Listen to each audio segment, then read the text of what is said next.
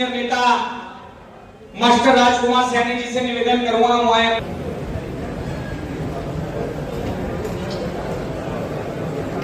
बहुत ही मान और सम्मान के योग हमारे जननायक भाई अजय सिंह जी चिटाला और प्रदेश के पूर्व में रहे उप मुख्यमंत्री आदरणीय सुनील शर्मा जी, हमारे पार्टी के प्रदेश अध्यक्ष और गोविंद केजरी जी, बहुत से नाम हैं और मेरे सामने बैठे ये सभी जननायक जनता पार्टी के जुझारू कार्यकर्ता साथियों। देखा है जब हमारी पार्टी हारे आप लोग मायूस भी हुए, लेकिन मैं आपको ये आश्वासन देना चाहता हूँ कि हमारे नेता न कभी झुके हैं न कभी रुके हैं और शुरू से कार्यरत रहे हैं, संघर्षरत रहे हैं। अब आपको आश्वासन देना। गलतफहमी थोड़े दिन पहले मोदी ने भी 400 की थी, लोगों ने बिठा दी, तेरा ही बिठा दी। तेरे तो बाप का राज बोली, उसका तो बाप का राज था। वो तो खुद बांटने वाला, खुद देने वाला, खुद करने वाला था सब कुछ। तो राजीव गांधी जैसे बेटे के आगे घोड़ी फैलाने का, कहीं प्रियंका के आगे हाथ जोड़ते हैं और कहीं सोनिया की धोती ठाए फिर कहीं वेणुगोपाल जैसे की चप्पल उठानी। तुम देखा सारा कहाँ से आ लगी और ये बाकी गड़ जाएंगे। इतनी है कांग्रेस, कभी सेरजा कांग्रेस, कैप्टन अजय सिंह यादव कांग्रेस, कहीं कोई कांग्रेस नहीं, कोई कांग्रेस नहीं। गलत फहमियां जो है ये सिर्फ गलत फहमियां। इसके लिए हम सबको मिल करके अगले चुनाव के 90 दिन बाकी नहीं है, आप ये मान लो 2 घंटे बाकी है, तैयारी करनी है। और तैयारी अकेला ना अजय सिंह चुप, आपका सहयोग, समर्थन, प्यार और आशीर्वाद मिले तो कुछ भी हो सकता है। जो पार्टी में कल थे वो कुछ लोग आज नहीं है।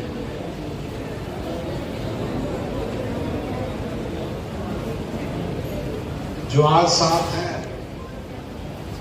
हो सकता है वो कल ना हो।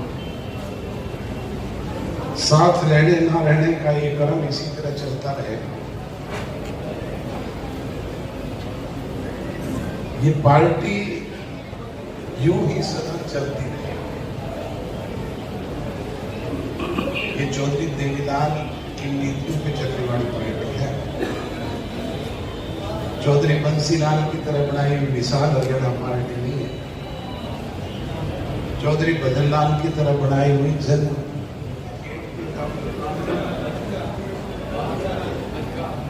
भाजपा नहीं है। जनाब वीरेंद्र सिंह की तरह बनाई हुई विशाल हरियाणा पार्टी नहीं है। ये जननायक जनता पार्टी चौधरी देवीलाल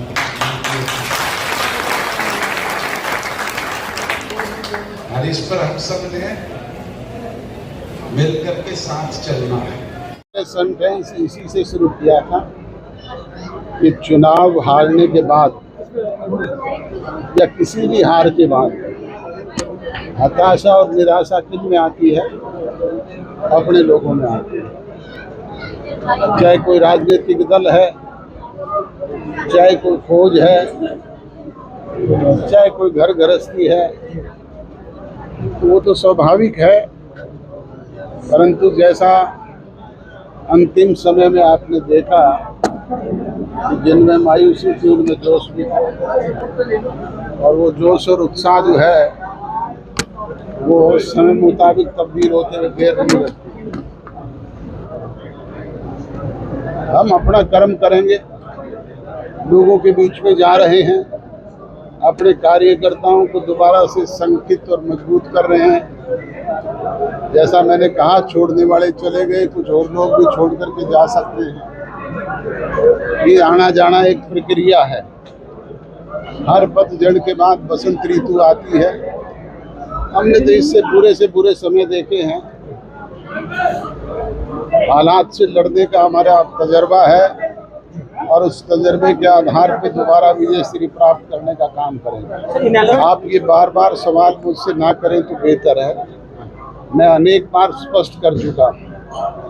और जिस दिन हमने राजनीतिक दल से हमें निष्कासित किया गया था इनेलो से, हमने पार्टी नहीं छोड़ी थी। मैं तो जेल में था। दुष्यंत चौटाला और दिग्विजय स्टेज पे होंगे। इन्हें तो नोटिस दे करके निकाला गया था, मुझे तो बिना ही नोटिस के निकाला गया। तब मैंने पहली मीटिंग में ये कहा था कि हम परिस्थितियां इस तरह की पैदा करेंगे कि चौटाला साहब अपने फैसले को रीथिंक करें। और आज भी मैं उसी फैसले पे कायम हूँ। अगर चौटाला साहब रीथिंक करें, वो कल बुलाएं, हम तो कल चले जाएंगे। तंत्र में ये फैसला जनता जनार्दन के हाथ में है, ना मेरे हाथ में है, ना आपके हाथ में है। करने को दावा करने वाले तो 400 भी करते थे, 75 पार भी करते थे, 60 पार भी कर रहे हैं। और फैसला तो लोगों ने करना है कि किस राजनीतिक दल को कितनी सीट जिता करके हरियाणा प्रदेश की असेंबली में भेजना है और किसको राज्य का भागीदार बनाना है और किसको अपोजिशन की कुर्सियों में बिठाना है। एक वायदा जो हमारा लास्ट तक पूरा नहीं हुआ है 5100 रुपये पेंशन का। हमने लास्ट में भी भारतीय जनता पार्टी को कहा था कि आप 10 की 10 सीटें लड़ लें, हमें कोई ऐतराज नहीं। हमारे बुजुर्गों को 5100 रुपये पेंशन का सम्मान दे दो, हम आपके साथ। हमने गठबंधन नहीं तोड़ा। अब किसी के साथ हो सकता है गठबंधन? अब भविष्य में क्या छिपा है, राजनीति में ये घोषणाएं नहीं की जा सकती। आम आदमी पार्टी और कांग्रेस के गठबंधन की बात आपने कभी सोची थी क्या? पंजाब में अलग लड़ेंगे, चंडीगढ़ में अलग लड़ेंगे, दिल्ली में साथ मिलकर के लड़ेंगे, हरियाणा में साथ मिलकर के लड़ेंगे। पता नहीं क्या हालात बन जाए, कब कैसी स्थिति आ जाए। 8 में से 2 सीटें लोकसभा में भी महिलाओं को दी। 50% आरक्षण पंचायती राज संस्थानों में दिया। 33% का आरक्षण राशन डिपो में भी दिया। हम महिलाओं के सम्मान को सदैव आगे बढ़ाने के पथ प्रदर्शक रहे हैं। और अगर महिलाएं 50 सीटें भी मांगेगी तो हम 50 देने के लिए भी तैयार हैं। तो 10 विधायक हैं। हमने गवर्नर को लिख करके दे दिया कि हम 10 के 10 जो हैं भारतीय जनता पार्टी का जो भी उम्मीदवार है उसके विरोध में वोट डालने के लिए तैयार है। अब ये पहल तो जिनके पास मेजोरिटी है, जो कांग्रेस में भूपेंद्र सिंह हुड्डा दावा करते हैं, उनको करनी चाहिए। वो आगे होकर के चुनाव लड़े, हिम्मत तो दिखाएं। एक तरफ तो 60 जीतने की बात करते हैं और दूसरी तरफ राज्यसभा की एक भी नहीं लड़ते। जो बैठक पार्टी द्वारा आयोजित है आज पानीपत और यमुनानगर के साथियों के साथ आगामी विधानसभा चुनाव के लिए चर्चा भी करी। डॉक्टर अजय सिंह चौटाला जी ने आदेश भी दिए और पूरी निष्ठा लगन के साथ 100 दिन का जो रोड मैप बनाया है, मैं मानता हूँ कि आगामी विधानसभा पहले से भी ज़्यादा अच्छा विधानसभा से प्रदर्शन जननायक जनता पार्टी करेगी। सभी कार्यकर्ताओं की मेहनत लगन से प्रदेश के अंदर कैसे प्रदेश का और उद्धार हो, प्रदेश आगे बढ़े, उन मुद्दों को लेकर हम बिल्कुल तैयारी कर रहे हैं और कोई संशय भी नहीं। और मैं ये मानता हूँ हरियाणा की जनता ने और देश की जनता ने इस लोकसभा को 2 हिस्सों में बांटा और उस कारण जितने क्षेत्रीय दल थे जो उन हिस्सों का हिस्सा नहीं थे, उनके पक्ष में उतने वोट नहीं है। विधानसभा की परिस्थितियां अलग हैं, चाहे हम आंध्र प्रदेश उठाकर देखें, चाहे हम और प्रदेश उठाकर देखें। जनता ने क्षेत्रीय दलों को चुनकर प्रदेश हित के लिए क्षेत्रीय पार्टियों की ताकत को बढ़ाने का काम। राजनीतिक कद तो एक कार्यकर्ता का पार्टी में है, उस कद के साथ चौधरी देवीलाल के विचारों को मैं पार्लियामेंट में भी लेके गया और विधानसभा में, और आज जनता उनसे जवाब मांगेगी जिनने तीनों कृषि कानूनों पर वोट दिए पार्लियामेंट के अंदर, जो वहां बैठे रहे, जिन्हें बीजेपी का प्रचार कर कर आज कांग्रेस में आकर ये सोचते कि गंगा नाली है। जनता उन लोगों को वोट की चोट से जवाब देगी। सर, कैंडिडेट जो अनाउंस करे थे वही भागने लगे। मुझे नहीं लगता उनको किसी और संगठन की तरफ देखना चाहिए, सबसे पहले अपने संगठन का आत्मचिंतन मंथन करना चाहिए। और इस तरह तो शायद पहली बार देखने को मिला है कि आज किसी की टिकट अनाउंस हुई हो 100 दिन पहले चुनाव से और अगले दिन वो आदमी भाग जाए, तो संगठन की कमजोरी साफ है। मैं आपको ये आश्वासन देना चाहता हूँ कि हमारे नेता न कभी झुके हैं न कभी रुके हैं, और शुरू से